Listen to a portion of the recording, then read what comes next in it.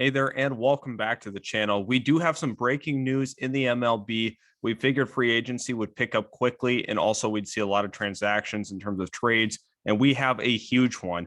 Isiah Kiner-Falefa is going to the Minnesota Twins in exchange for Mitch Garver and a prospect or another player. We're not exactly sure, what the Twins are also sending out in that deal. And let's first talk about it from the Minnesota Twins perspective. Obviously with Simmons being gone, that opened up a potential hole at that shortstop position. Isiah Kiner-Falefa is very, very versatile. He can play third. He can play short. There's so much that he brings from a glove perspective. I could see why the Twins would pull the trigger on this kind of trade. And looking at what he's done collectively, he hits pretty well for average. There's a lot to like about his game in terms of his glove. He's one of the best gloves in the entire league. He's won a Gold Glove in his career. This is a guy that is a terrific defensive shortstop. He also can hit for average as well. We have seen that. Also going to be a threat on the base pass. He had 20 stolen bases last year.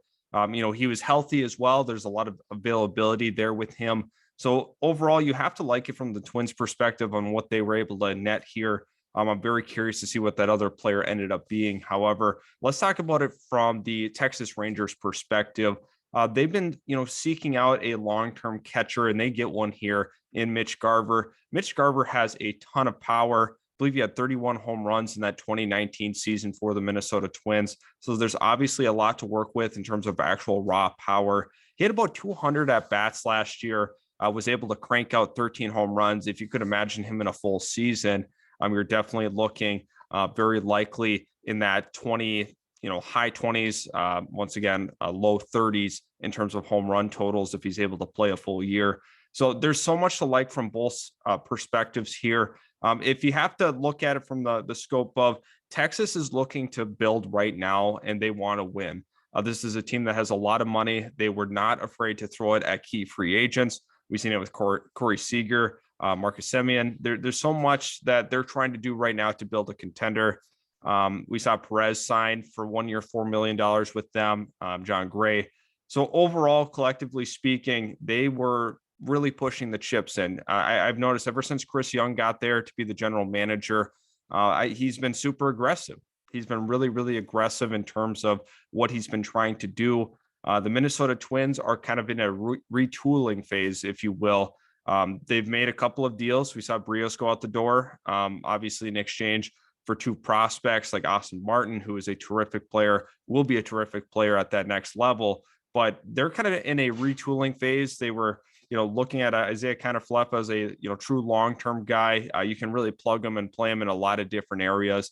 That's what they like about him, his versatility. There's so much to love that, from that perspective. But I like this for Texas because they've been seeking out that long-term catcher. And you look, Texas has Josh Jung coming. So that's the big thing for me, because you'll have Semien at second, Seager at shortstop, and Josh Jung, who's a terrific prospect in his own right, will be playing third base. So keep that in mind, why they kind of made the deal. Evan Grant, who covers the Rangers, talked about how basically Chris Woodward said that there would be a open competition at third.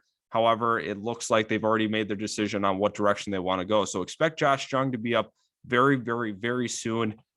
Maybe could even start on the major league roster this year. I'm very curious to see what direction they decide to go. For the Minnesota Twins, Isiah Kiner-Falefa, very, very productive player in terms of, what he can bring with his glove. He can hit for average. You're not going to see as much power from him. You definitely won't. That's not his game, but a guy that's a threat on the base pass. Minnesota's getting even faster with this one. So I'm kind of curious to see what the long-term plan is for them at that catcher spot. So, maybe more to come from the Minnesota Twins. I expect them to be aggressive in this free agency period that just started. So a lot to like for both sides. I think this is an even trade. Really depends on who that other player is. But I appreciate you guys stopping by. Hit that subscribe button if you are new. Also, leave a like if you did enjoy today's video. Appreciate all the support, and we will catch you in the next video.